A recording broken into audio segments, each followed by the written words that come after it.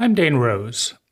If we think about intelligence, and we think about intelligence tests, for example, how to fit 8 different triangles together within a square, or some other puzzle. The ultimate measure of intelligence is how efficiently we achieve the goal. We recognize a pattern. We explore all the different probable expressions of that pattern, and we transform that pattern in order to achieve the goal. Well, why do we want to be free? Why do we want to have money? What's the ultimate goal? Sustainable well-being for ourselves, for those we love, for our people, for the species, and for the ecology upon which we depend. Well-being, as opposed to suffering, sustainable well-being as opposed to unsustainable well-being. That's the goal. And we are all biologically programmed to pursue that goal indefinitely, to create more and more sustainable well-being. Now, if we think of intelligence at its peak, it's measuring the efficiency with which we respond to the reality around us, with which we convert energy into sustainable well-being. So the idea in a geometric puzzle of some kind, like how do we combine triangles? The reason we think that has something to do with intelligence is we extrapolate, right? We say that if you can organize geometric shapes, if you can combine letters, then you're probably going to be able to solve questions about well-being faster and more effectively than someone who can't recognize a pattern and respond to a situation. That's the theory, right? But it doesn't always hold up, right? You can organize patterns and create a nuclear bomb more efficiently than anyone else without creating more sustainable well-being than if you couldn't do that. So the ultimate measure relating to the ultimate drive is to feel sustainably better, and is to measure the efficiency with which we convert time, money, attention, and natural resources to produce sustainable well-being. Now, this gives rise to what is perhaps the most intelligent question. A quest, right? You create a space. You create a space between where you are now and the ideal. That's a useful question, right? Because that orients you, right? If you have an ideal and you know where you are now, you now have a direction to flow that is a divine or sacred connection, because the ideal, your personal rendition of beauty, truth, and goodness, is always about growth. It's always about becoming more, right? Your God, your goddess, by definition, is more than you are. And its function is to point your energy in the right direction. The right direction being relative to the wrong direction, right? The wrong direction is towards ugliness, towards inefficiency, towards stupidity, right? Why? Because ugliness, stupidity, inefficiency creates more chronic and unnecessary suffering. And your ultimate goal is to facilitate sustainable well-being. And you could think that, why not create your sustainable well-being and let other people suffer, right? And within the paradigm of a scarcity mentality where there isn't enough, this seems like a good step, right? But that paradigm is an illusion, meaning there is a boundless amount of energy all around us. And the right recipe, what's a right recipe? It's the recipe that allows you to facilitate your goal of sustainable well-being. The right recipe can transform that unlimited amount of energy towards sustainable well-being for as many people as want it, right?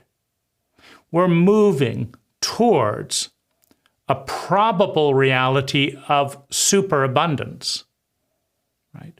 Cheaper and cheaper electricity, safer and safer cars,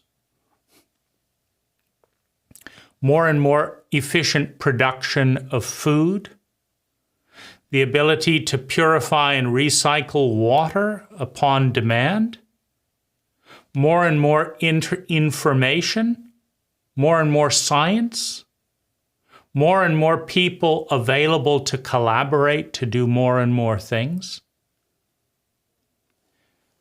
There is far more energy than we could ever utilize, and the right recipe, the recipe that facilitates our goal, allows us to take a small fraction of that energy and create all of the well-being we seek by fulfilling the basic human needs of anyone who wants those needs to be fulfilled, to survive, to be secure in that survival, to experience love and belonging, to have ideals, to have ideas of beauty, truth, and goodness, and then to establish pathways or principles, protocols, principles, a path from where we are towards those ideals. Right? I want to live in a world of trust. Why? Because it's more intelligent than a world of distrust. Meaning, if you trust people effectively, if people are intelligent enough to be worthy of that trust, you can facilitate human well-being 10 times more efficiently than if people are too incompetent to be trusted, or you are too incompetent to trust, right? If you don't trust people, you need to have locks on doors. You need to have keys. You need to have passwords. You need to hide things. You need to lie, right? You need to keep your distance, right? Well, all that consumes vast amounts of energy. If that energy is pivoted, is utilized to facilitate mutual sustainable well-being, then you realize that well-being 10 times faster. A world based on trust, on the foundation of trustworthiness, is 1,000% more efficient at converting energy into sustainable well-being for all than a world that is based on lies, misinformation, secrecy, defense, locks paranoia, superstition, right? Fear of loss, anxiety. All that defense protocol based on the foundation of an incompetent and untrustworthy group of people becomes available. All that time, all those resources become available to increase the yields of sustainable well-being, right? So the ideal of a trustworthy world with the principle or pathway towards that of becoming more trustworthy. My ideal is a trustworthy world. I want to become more trustworthy. Right?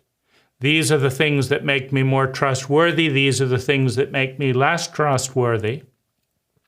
Self-esteem, the need of every human being. To earn self-respect, to earn esteem by adhering to the path that leads to the more beautiful world, that takes us towards what we believe beauty, truth, and goodness looks like as our current ideal. Right? Self-esteem. Every human being needs self-esteem earned by staying on the path towards what we find beautiful, true, and good. We need to develop and discover our gifts, our skills, the things that life has made us uniquely gifted at transforming, at bringing into the world, at gifts, at strengths. We need to discover and we need to develop our strengths. We need to create superabundance by bringing value into the world for ourselves and others with those strengths. We need to become part of something bigger than ourselves. Right? There is enough energy for every human being to fulfill their human needs. And the intelligence of the individual, of the group, of the cult or culture, can be measured by how efficiently and how reliably each human being that has an innate drive to feel sustainably better, an innate drive to become more intelligent, an innate drive to grow, is enabled on that path. Right? So there is enough energy. And the question comes from the ideal. What is the thing that we can do as individuals, as a group, as a species? What is the thing that we can do that allows us to most efficiently navigate the path from where we are to the beautiful world, towards sustainable well-being, towards efficient realization of every human need?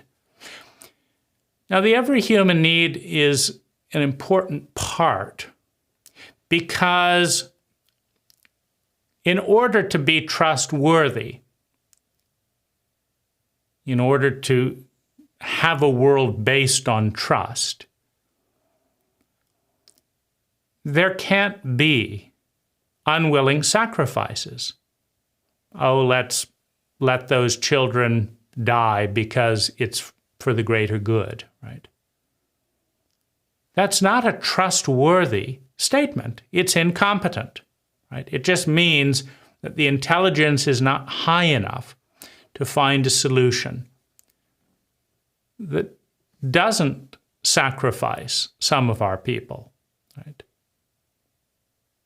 That kind of thinking and behaving leads to trauma, leads to the virus of fear of pain, based on the awareness that we're too incompetent to meet the needs of all. So, living in the quest, living in the question, How can we facilitate the most amount of sustainable well-being with the least amount of energy, with the least amount of unnecessary suffering? Here we are. There is the ideal. Is the ultimate question of intelligence. How do we get from here to there? How do we step towards that reality of sustainable well-being for all, where every human's needs are fulfilled reliably, consciously, with mastery, where the individual understands, here's how I meet my needs, where the culture understands, here's how each person meets their needs. And there's a synergy between the mastery of the individual and the mastery of the cult or culture. To create a cult or culture out of which self-realized, self-fulfilled people grow and have the opportunity to reliably win. Now, when I asked myself that question for 30 minutes with a budget of $30 for 30 days, how can I have the most amount of sustainable well-being with 30 minutes with $30 for 30 days? Right? What can I do that benefits myself and other people? Living in that quest. Well, one of the paths of intelligence is leverage.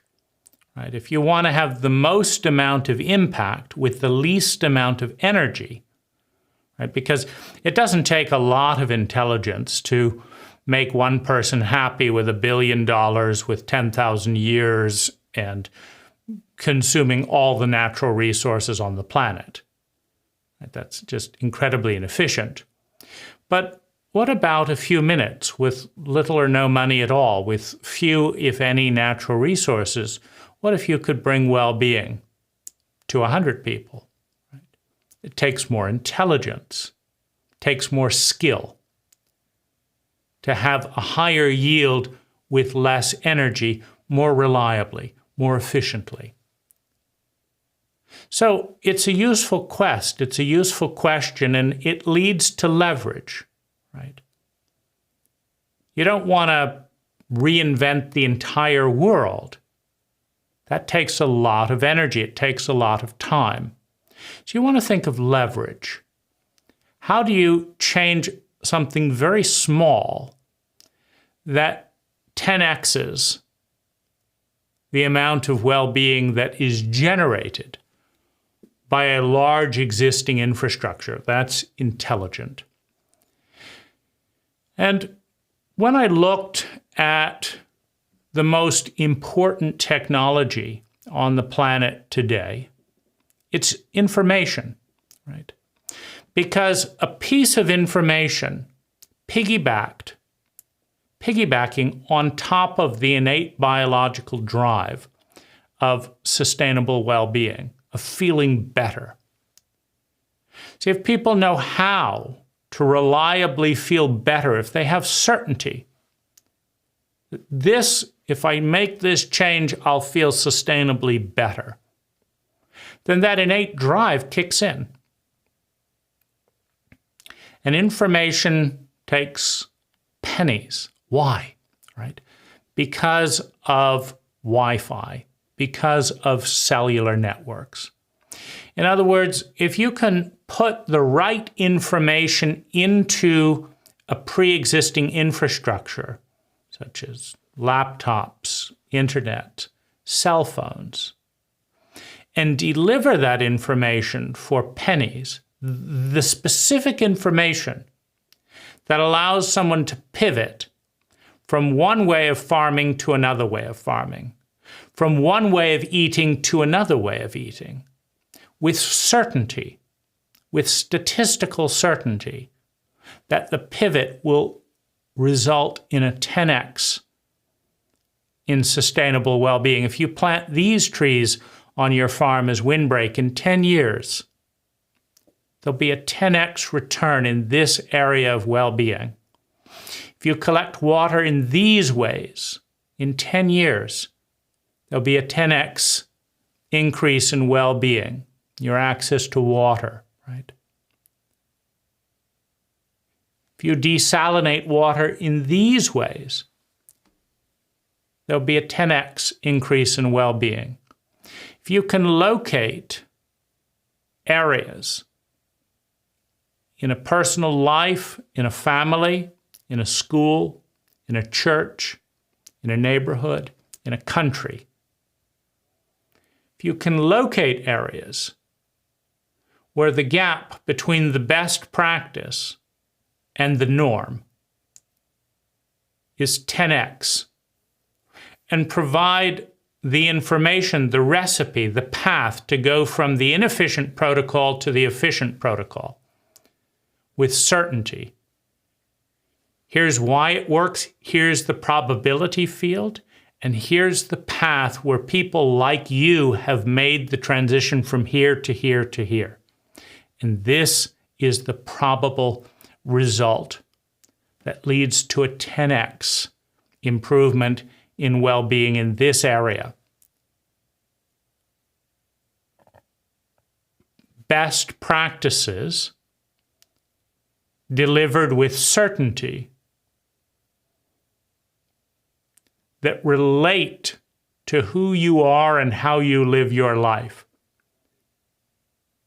is the highest and most intelligent expression of energy. To deliver the data, the pattern of a best practice from the most intelligent minority. And this is a very important thing, so we'll pause here for a moment and talk about the law of mass and the law of intelligence. The law of mass dictates that when a bowling ball and a pinball, right? So here's the bowling ball. When a bowling ball and a pinball collide, the pinball goes flying. The bowling ball continues on its original trajectory. When the majority, when the mob, collides with the individual is traumatized and derailed. And the herd, the mob, the crowd, the majority, continues largely unaffected in a head-on collision. But here's the thing. The bowling ball is always wrong relative to a distinct minority, right? Because the law of intelligence, right? Intelligence is the measure with which an individual or small group transforms energy into sustainable well-being, i.e., applies a new technology. The law of intelligence says that technology is always evolving, is always becoming more efficient in search of more well-being, costing less energy. And at the time of invention, right, it's not a static process. The evolution of technology, which is a pattern for transforming energy into well-being, be it language, be it thought, based on language. The evolution of technology is facilitated by a small minority. And at any given moment, the latest technology, the most efficient path to convert energy into sustainable well-being is held, is being embodied by a very small group of people. Right? You think of the fax machine. It's 10 times faster than delivering mail by van, which is 10 times faster than delivering mail by horse. But when the fax machine first comes out, only a few people have fax machines. So the most efficient technology is occupied, is realized by a very small number of people, by the minority. By the time the majority adopts the fax machine, the minority has invented email, which is 10 times better than the fax machine, right? And by the time the majority has adopted email, the minority is using instant messengers, right? And by the time the majority is doing text messaging, the minority is doing video messaging, right? It's always growing. It's always iterating.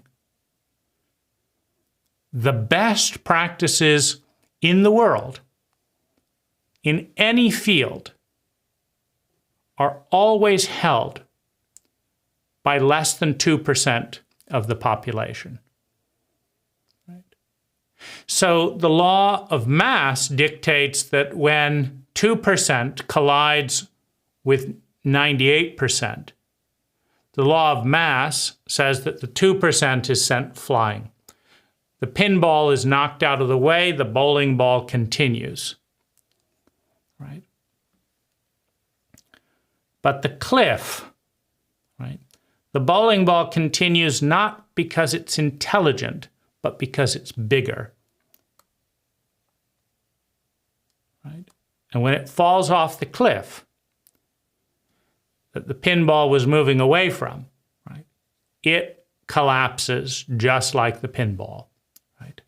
So you have this tension where the majority is always wrong relative to a distinct and intelligent minority.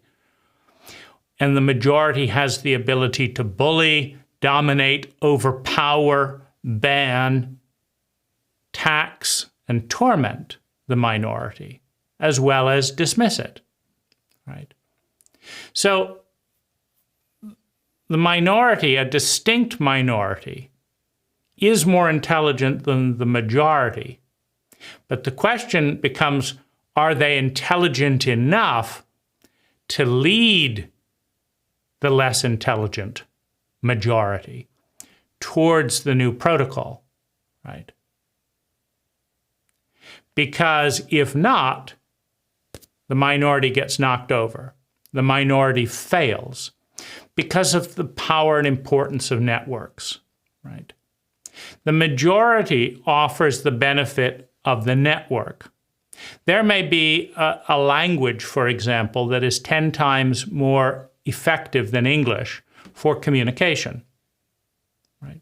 Nobody's ever designed a language with first principles and spoken that language, developed it from scratch and said, you know, this takes less sound and less time to communicate more data more efficiently than any other language. So we're going to design this new language. Now, someone has done that, but it hasn't caught on, right?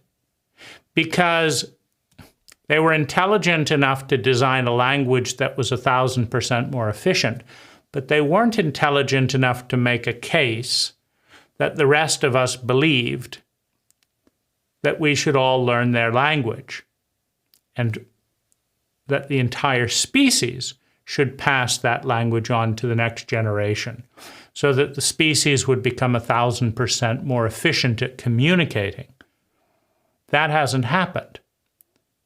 Right? So the minority not only has to be 1,000% more intelligent than the majority, but it has to be intelligent enough to demonstrate to a less intelligent majority that the minority technology is worth the effort to adopt. Because all change has a price, It has a price in time. It has a price in money. It has a price in lost momentum. To uninstall one software and install a new software that's 1,000% more efficient still requires weeks of confusion. And what do I used to press Shift P when I wanted printing, and now nothing happens. And what do I do here? And it has to be good enough, and the transition period has to be managed well enough so that in the short term and the long term, the majority can see and experience the upsurge in well-being. Data,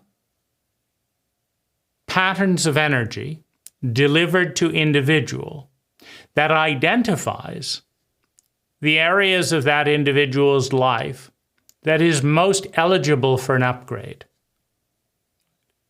What's an area eligible for an upgrade? Well, you and I are doing things today that create chronic and unnecessary suffering without knowing there's another way of doing it, without understanding how we're doing that. We're expending energy, time, money, and natural resources today to live mediocre lives in a number of areas. And yet, we cannot pivot to a more intelligent protocol without first seeing the connection between the time, the money, the natural resources, the attention, the thoughts, the feelings that we're investing in our mediocrity, are creating that mediocrity, and knowing how to redirect that energy to create something 1,000% more intelligent, 1,000% more efficient at converting time, money, and natural resources into sustainable well-being. But were I to know that that was a certainty, or a 95% certainty, since everyone is unique, were I to know that 95% of the people like me who make this pivot see this benefit, and then to know how to do it and how to overcome the obstacles in the way, then you and I would be making those changes today and be excited about the probable increase in well-being that awaits us. This, then, is the greatest technology the world has never seen. We have information delivery technology that can deliver language to more than 1 billion people and counting in seconds for pennies. That's in place. We have the technology of language that allows us to convert words into meanings, that takes sound into symbol, and symbol into thought, and thought into action. Every person on the planet can speak, can think, can convert an idea into action. And we have a paradigm, the scientific mindset, where we understand, for the most part, the power of probabilities. Right? When we see a statistic that says that 98% of the people that enter a casino and place 100 equal bets in the casino will leave the casino within a matter of hours with little or none of their initial money that they walked in with. But that 75% of people that put that money into stocks or real estate in a relatively stable currency and leave it there for 15 years will come away with that real estate being worth more, with those stocks being worth more than they paid for them 10 or 15 years prior. When we see those statistics, we have the information to decide whether we want a dopamine rush over the next 2 hours by gambling, or whether we want more money over the next 2 years, 10 years, 15 years by investing. Right? And if we're dealing with grief, if we're dealing with trauma, if we're dealing with compulsive avoidance of feelings, we lack the emotional literacy to navigate more consciously. We can decide whether numbing our feelings with gambling, with dopamine distractions for the next 2 hours, is the most effective way to deal with our grief, to deal with our guilt, to deal with our shame. Or if responding in this way, and this way, and this way has a much more reliable outcome. So we have the cellular network with more than $1 trillion being invested in that network, meaning more than $1 trillion has been spent on phones. And more than $1 trillion has been spent on wireless delivery devices. And more than $1 trillion has been spent teaching individuals to speak and to think with language. And more than $1 trillion has been spent on developing the scientific method of probability fields. And more than 1 billion years of biology has entrained in every individual the desire to feel better. And if they think about it, the desire to feel sustainably better rather than short-term better. Short-term better you can buy with cocaine, right?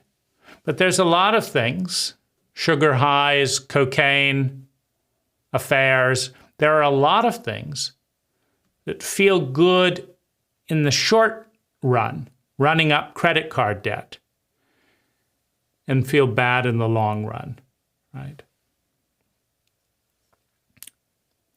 We have trillions upon trillions upon trillions of dollars and resources and time invested in these technologies, cell phones, wireless delivery, language, the scientific method. And we have more than 1 billion years of training by life to seek feeling better and to avoid chronic and unnecessary suffering. Now, there is a small percentage of people, in many cases less than 2%, less than 2% of the therapists and healers, less than 2% of the doctors, less than 2% of patients, less than 2% of teachers, less than 2% of principals, less than 2% of politicians, less than 2% of farmers, less than 2% of exercise teachers and coaches. There is a small percentage of people that have more experience, that have more competency, that have more data, that are more trustworthy than the other 98%. And they're doing things 10% more intelligently, 10% more efficiently than the majority. And so if we think about the ultimate expression of trustworthiness based on competency, right? Because in order to be trustworthy, we have to be competent. A trustworthy surgeon has a steady hand, not a jerk, right? Going in on a main artery and they have a twitch, right? It's not competent surgeon. Or they thought it was another vein. Oh, I thought that was a different vein. Or, oh, I thought that we had to pinch the blood here, but we don't, right? Competency has to do with the efficiency of delivering a yield reliably.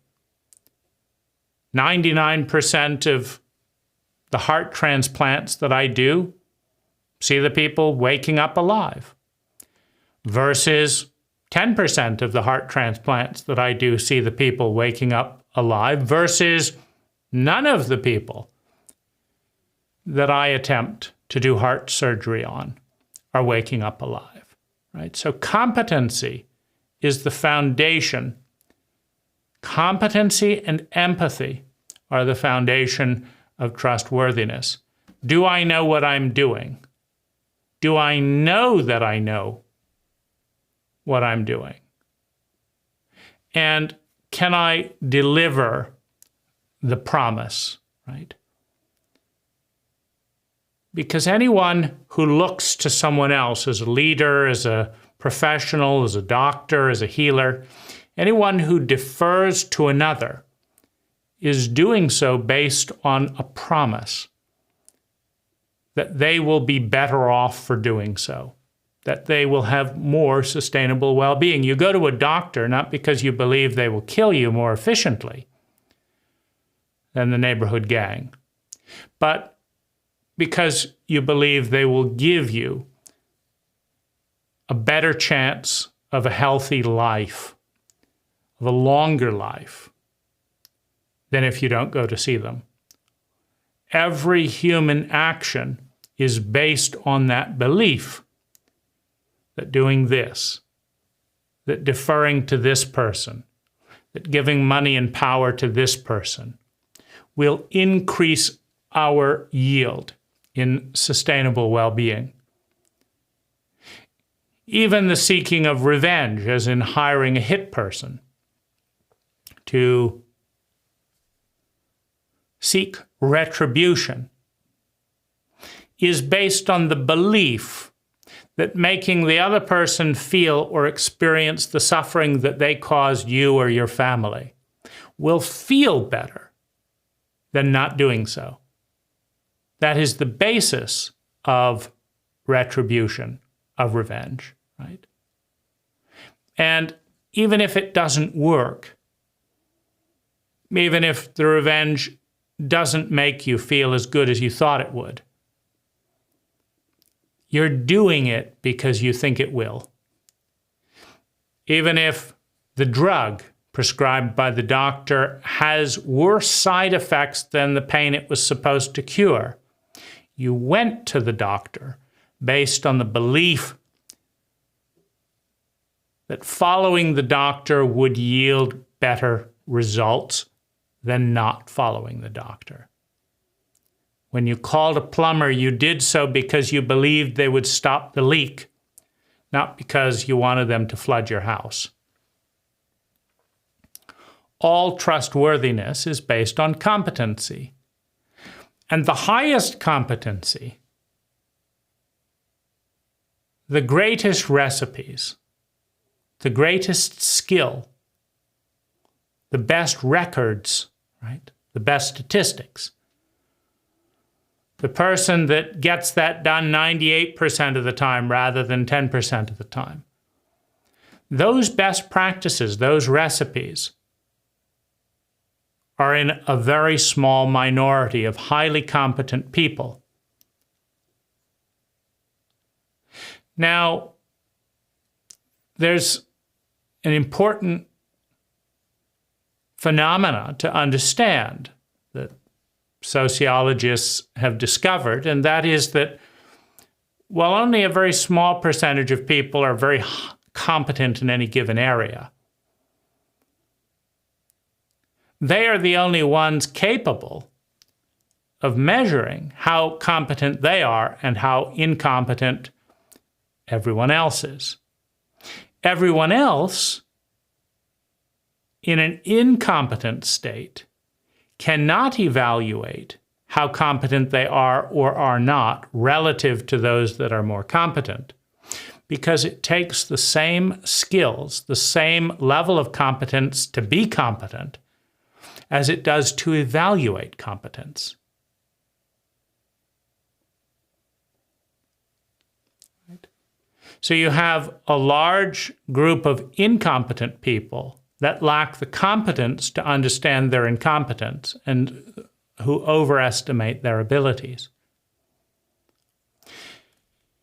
Now, if we could engineer this very, very small percentage of the best dietitians, the best psychologists, the best doctors, the best life designers, the best cultural designers, the best athletes, if we could, first of all, isolate these reliably from the majority. Number one, find the 2%. Isolate the 2% based on results, based on competency. If we could isolate the minority from the majority, number one, in specialized fields, we're not talking about better or worse human beings. We're talking about better and worse doctors. We're talking about better and worse teachers. We're talking about better and not people that live our lives, right? There are people living their lives that are 1,000% more intelligent than we are. They're bringing 10 times more sustainable well-being to themselves and others while using less natural resources and less money than we are. In other words, they're vastly more intelligent in that area. This is the first hurdle. To design a protocol for measuring and locating the 2% based on objective results rather than dogmas, right? Because to the uninitiated, to the 98% who are too dumb to evaluate their level of stupidity, they cannot evaluate the level of competency of this person or this person in the 2%. It takes a highly competent person to evaluate the competency or incompetency of another part of the 2% and of the 98%. So this is a protocol that needs to be worked out. The 98% can just read Harvard or Yale or some Ivy League university and say, well, I don't know what I don't know, and I don't know what they know, I just know they came from Yale, right?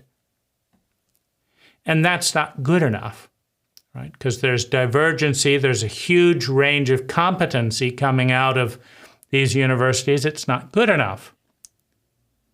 So we need to be able to isolate the 2% that are really good at something. The best in the world at cutting watermelons. The best in the world at growing cucumbers. The best in the world at protecting children in dangerous road situations.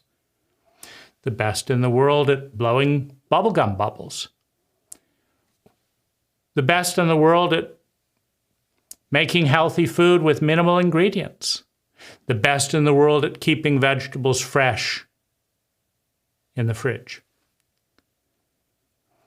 We need to be able to isolate specific talents from all the other talents, right? Because right now we have a cult of personality. Someone who sounds the way we want them to sound, usually like us. Someone who's rich, someone with a symmetrical face. We like their presentation, and so we listen to their nonsense. Someone else, disfigured face, stooped back, surly temperament, knows 10 times more in a given area. We don't listen. because we don't have the competence to evaluate the skill. We just judge the personality. So this is a really important protocol that awaits development to crowdsource the location of excellence. To have your peers, to have your friends, to have those around you noticing this person might just have the best way to cut watermelon anywhere in the world. I want to nominate that person for consideration in that best practice. The best way to do this, the best way to splint a leg on a hike, the best way to keep someone alive in the cold, the best way to protect whales, right? So that's the first step. How do we do that effectively? And I think crowdfunding with useful blind protocols is the best thing. In other words, the best way to evaluate someone's expertise is to do A/B studies. You know, if there's a contest, and take the people out of it, right? Bias disappears when an orchestra hires based on sound, right?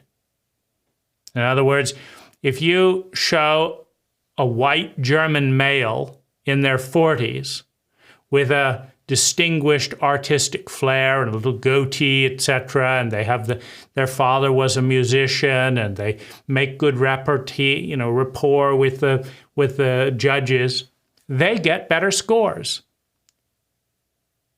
than a stammering 7-year-old black girl who doesn't fit the stereotype, who doesn't fit into the dogma. But if you have a curtain and the musician back here and the judges out here, the judges there's no name, there's no data.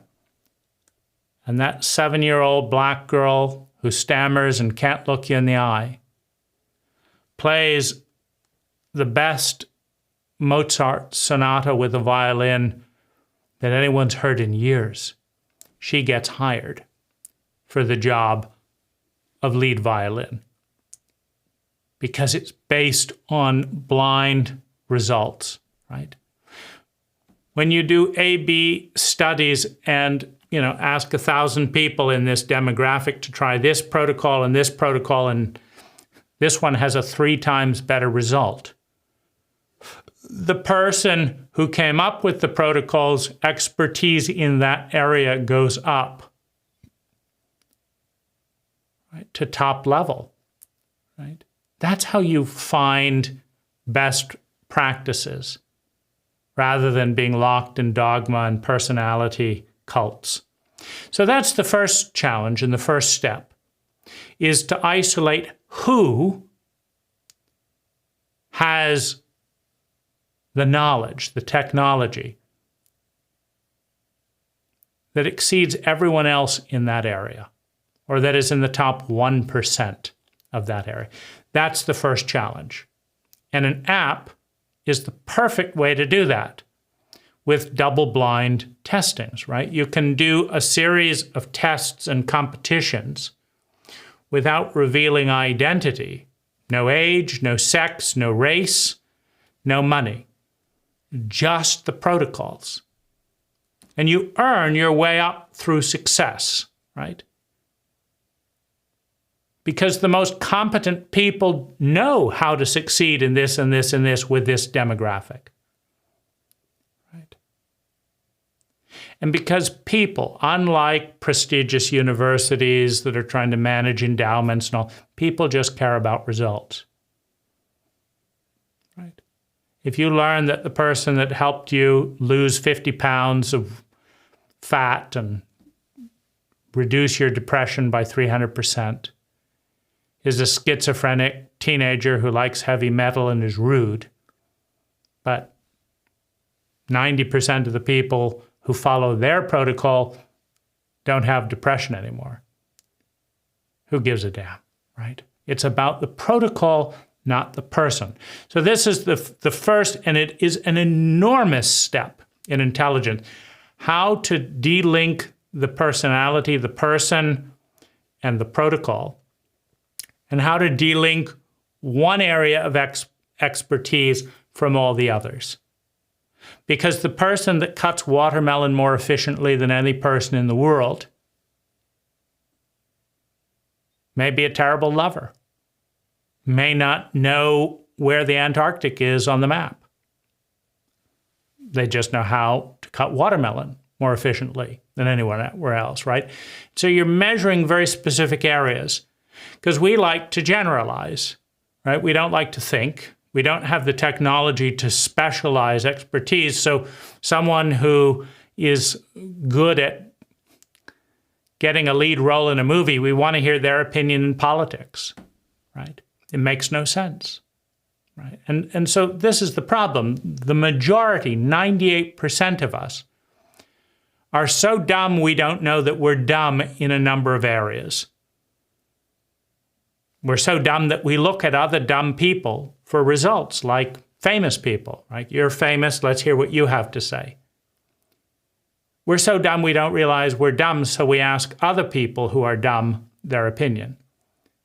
That's dumb, but then again, dumb people don't have the ability to A, evaluate that they're dumb, B, understand the full cost of their stupidity, and C, know what to do about it. Right? So this is the first step.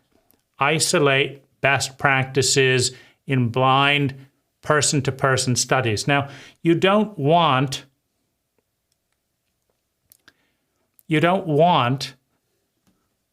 these to be millions and billion-dollar studies. You want this generated by people who care. Now, usually the people who are exceptional at playing the violin actually care about playing the violin. Right? So they will share that expertise for free in many cases because they love their subject, right? The most knowledgeable person about ants and cutting up leaves and, leaf-eating ants and all that. If they've spent 40 years, they want nothing more than for the world to understand what they know about ants, right? So love equals attention to detail, and attention to detail equals excellence. And love equals generosity, equals passion, equals service in your particular field. Right? If you're a drummer and you're the best drummer in the world, you're excited to meet other excellent drummers, and you're excited to put your techniques and things that you've learned out there. Right? So that's a huge starting point. Now, the next thing that we need is receptivity, which is built in, right? You and I want to know how to be the best lovers in the world. We want to know how to be happier. We want to know how to be healthier. We want to know how to spend less money doing it, spend less time doing it, consume less natural resources doing it, right? We want to know. That's programmed in. That's biological. We want to feel sustainably better. We don't want to feel chronically worse. That's built in. What we need is to believe based on data that following the set of data provided by the best people in the world is actually from the best people in the world without politics and being sold off to the highest bidder, right? We need to believe that, and then we do it. But how do we know amongst all those data, why should we study the best watermelon cutter in the world, or learn about ants, or learn how to do traditional folk dance, or yoga, or read this book, right? What things actually pay off in our personal well-being, right? We don't know that either. And that's where demographics come in, right? Because when you do a lot of A/B testing, let's say you're a white 47-year-old who enjoys books and is mildly depressed. That's your demographic. So there's 20 million of you, and you're all doing different things. And let's say that 2% of you do this one thing and stop being depressed. And 2% of you do this thing and cut cost living expenses by 70%. Right? Well, that might be of interest. I'd like to be happier and cut living expenses by 70%. Who's done that in my demographic? Well, these 2% have. And who's stopped being depressed and fearful about the future? Well, these 2%. What did they do? Well, they read this book, they traveled to this place, they ate this diet, they started chanting this mantra, and they jogged in these parks. Okay, let's break that down. So this is the diet, this is the mantra, this is the book, right? And you look for correlation. Now, if 100% of the people who do those things stop being depressed, that's a pretty good track record, right? We were depressed for 20 years, and then we did these things, and every one of us who does these things is not depressed. Pretty good. Well, you might want to give that a try. Let's start with the book. Do I feel more or less depressed? Okay, less depressed. Let's start jogging in this park. Do I feel more or less depressed? Less depressed. I eat this food. Do I feel more or less depressed? Less depressed. I chant this mantra. Do I feel less? Okay. So for some people, it has a major result. For some people, it's a 50% reduction in depression, right? But then you check off that each of these things is working, right? For one person, it gets rid of 80% of the depression. For another person, gets rid of 20% of the depression. But for everyone, you're making headway. Well, every time something works, you receive the gift of knowing what worked for other people, their generosity in putting that out on as metadata. And your only obligation is to tell the truth. Didn't work for me. Great, right? Now you become part of that statistical data pool. It doesn't work for 5% of people. It works for 95% of people, but you're part of the 5%. Now, why would that be? You could then help delineate that. Is that because you, what delineates you as the 5% that doesn't work from the 95? Is it a genetic thing, right?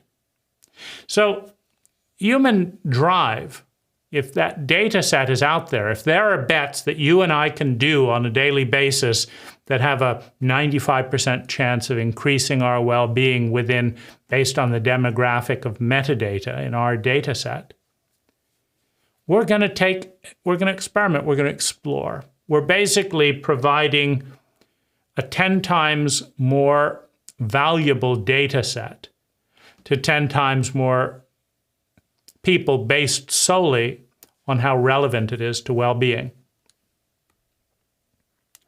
And the question is, like, how does this happen, right?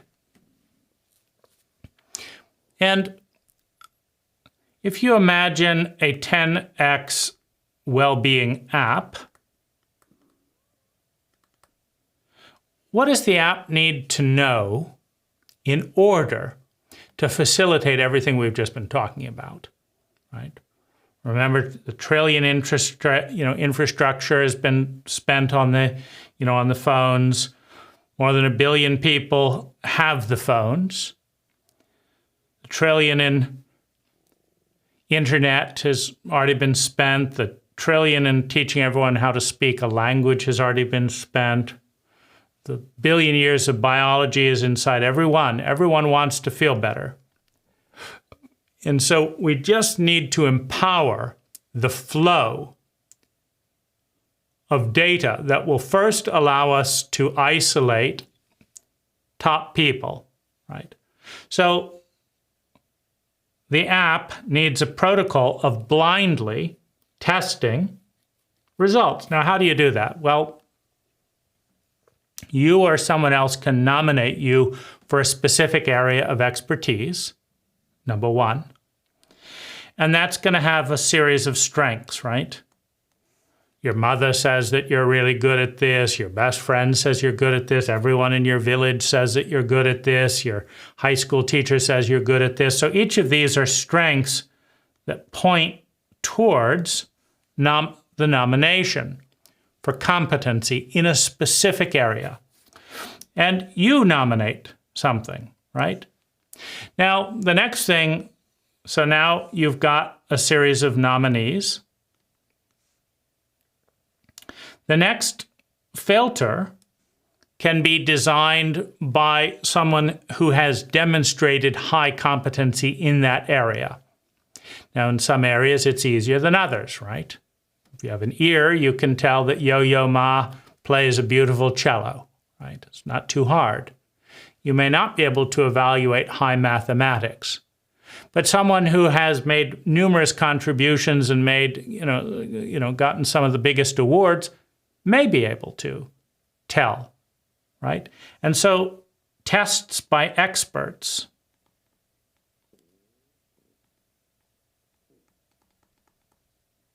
are another filter, right?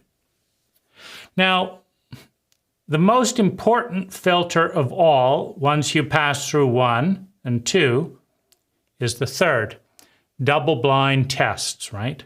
So if you know what you're doing, you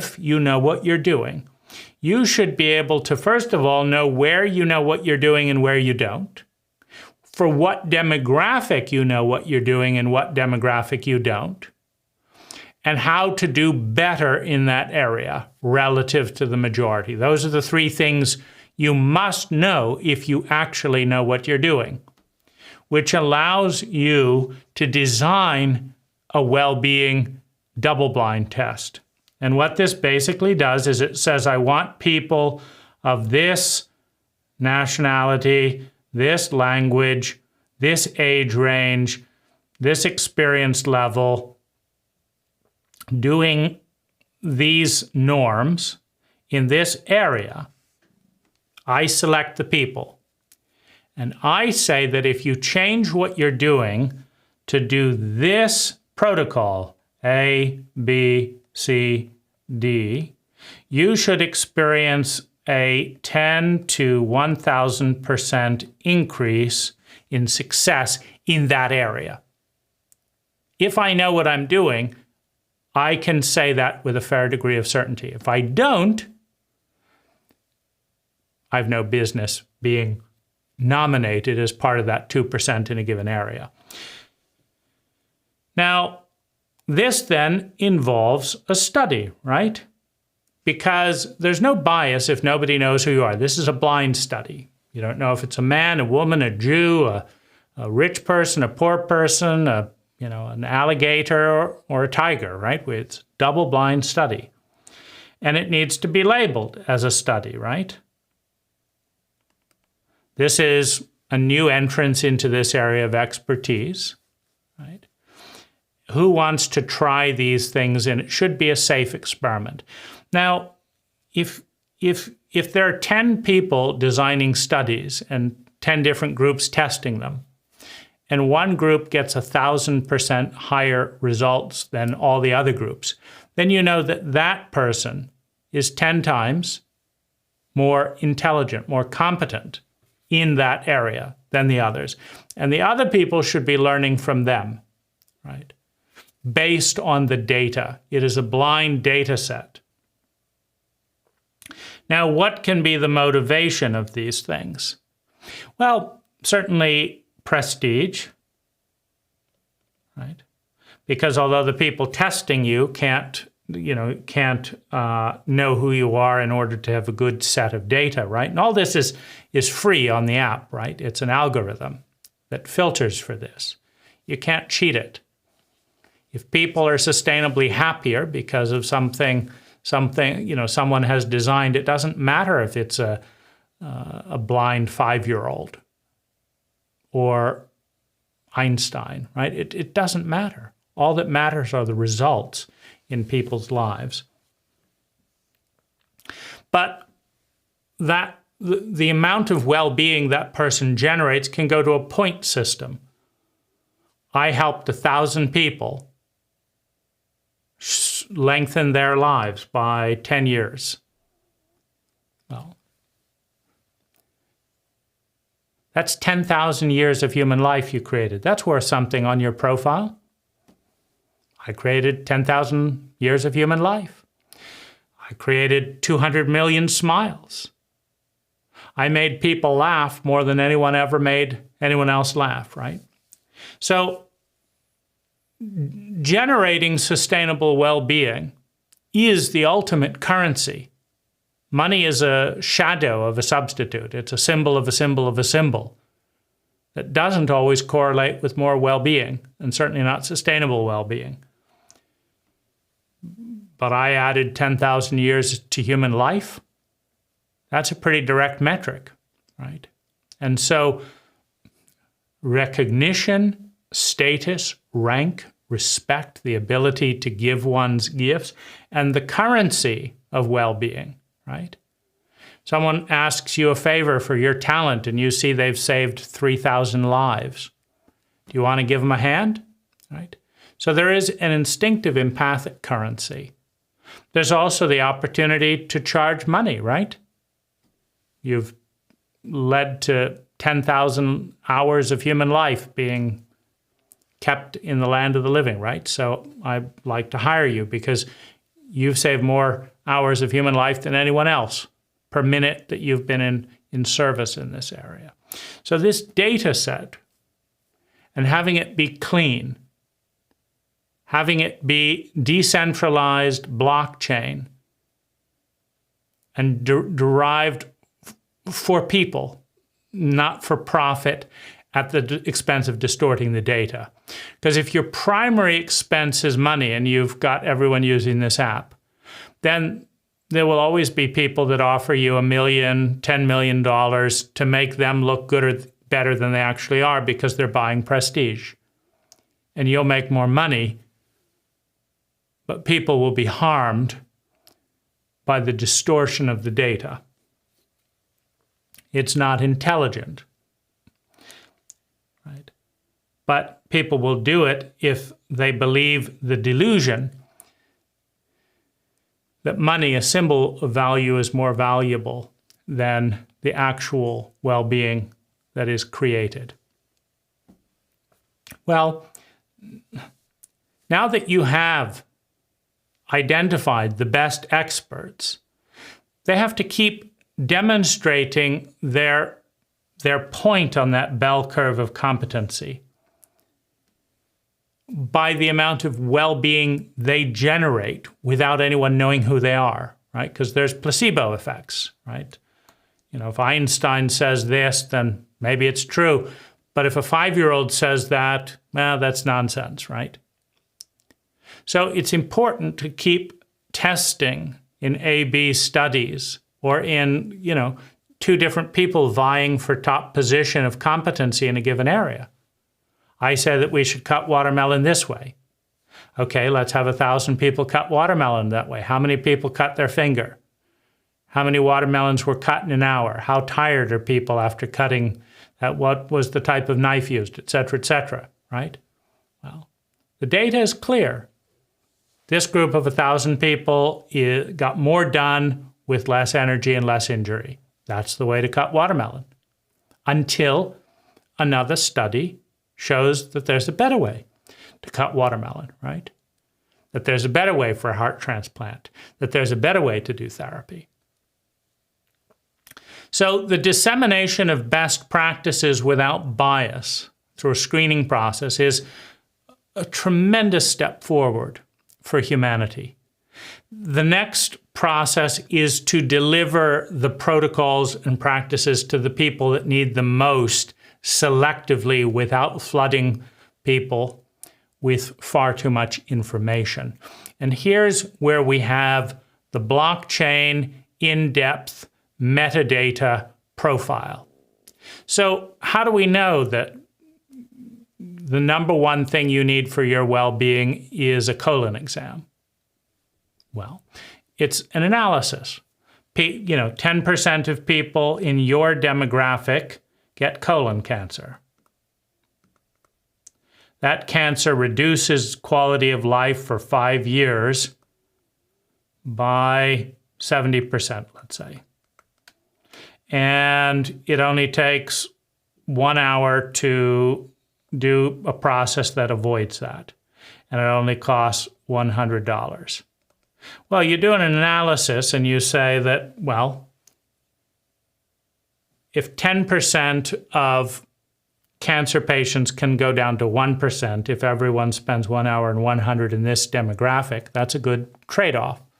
So you get a push through the app that says that this is probably the single most important thing that you can do for your sustainable well-being based on the probability fields. You're given the data set and you make your own decision.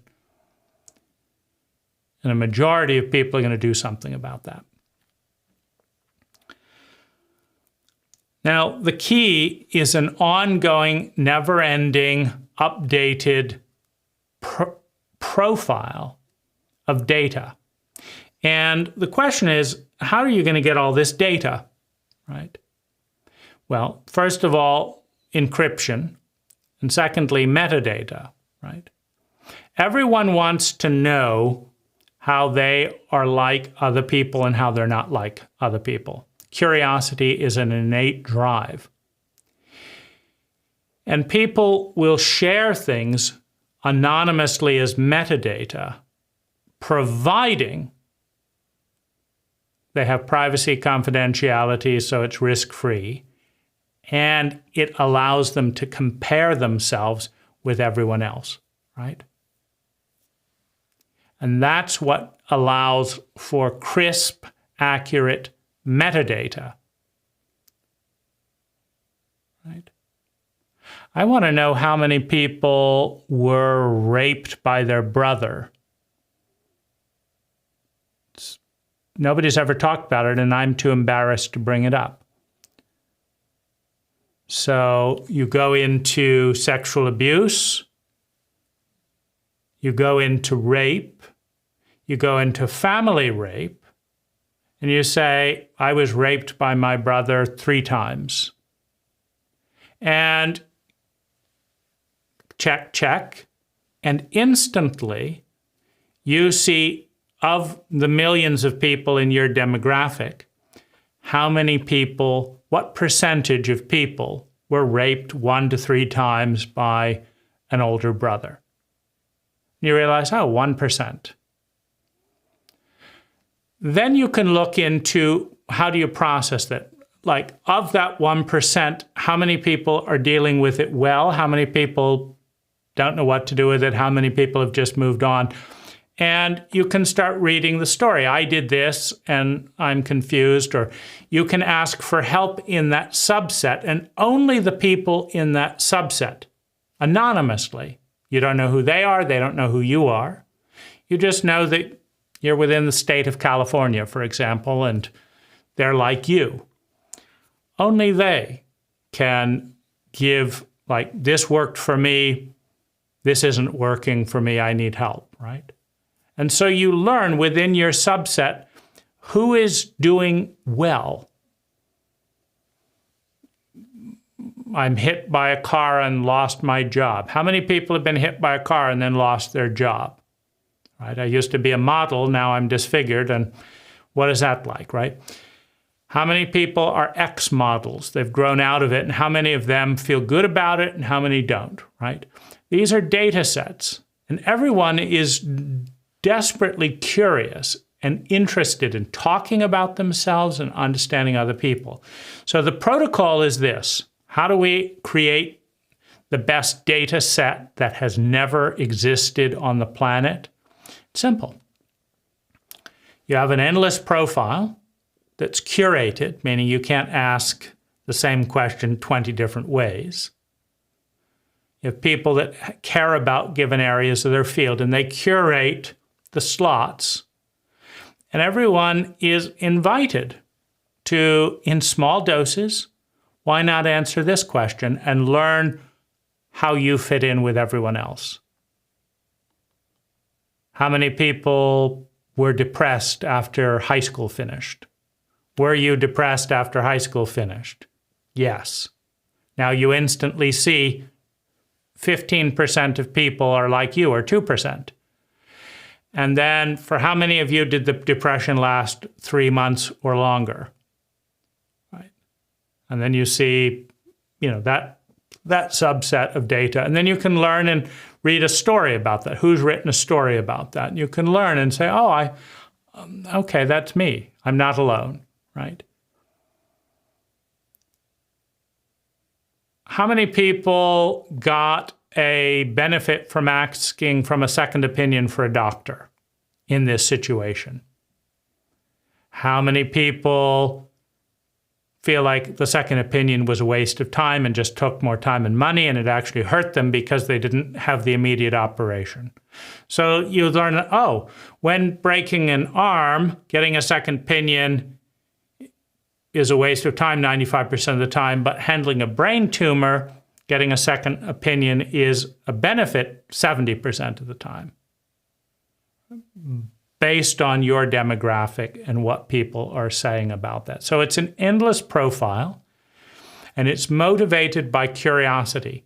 You cannot see the answers of other people, and you can't cheat.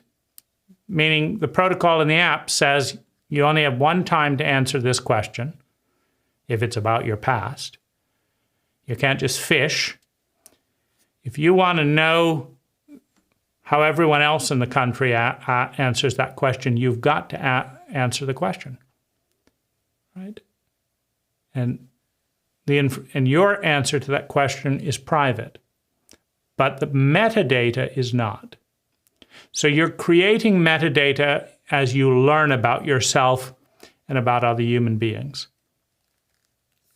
And you're telling the truth because you want the app to be targeting someone like you. When the app says, this is the best thing out there for people with cancer like you don't want that recommendation to be based on a bunch of lies. You thought you looked younger than 55, so you said you were 45, and now you're getting the best cancer recommendation for a 45-year-old that doesn't work well for a 55-year-old, right? So all the data coming to you trying to help you gets off the mark if you lie. But if you tell the truth, you have 100% privacy, and you have the app's ongoing updated support saying, what's your biggest problem in life? You tell it. I'm afraid of being homeless. Okay, these are the best steps that people did to stop becoming homeless, and these are the best preparations for homelessness that people did to survive homelessness. And you learn that, and then if you do any of them, you update and share, did it work, how much, and that becomes part of the data set. So there is a possibility, a probability, that this project adds 1,000% to the sustainable well-being of the human race on the planet today, while consuming less time, less natural resources, and less money than the human race is consuming on the planet today, while reducing chronic and unnecessary suffering by 1,000%. And there is a high probability that this app can be brought into existence and can function indefinitely for $30 a year per person who uses it. That you can have 1,000% increase in sustainable well-being and 1,000% reduction in chronic and unnecessary suffering for $30 per person per year who uses it, which makes it the biggest investment and intelligent investment for any government for all of its people, that this can create the most educated species that has ever existed on the planet.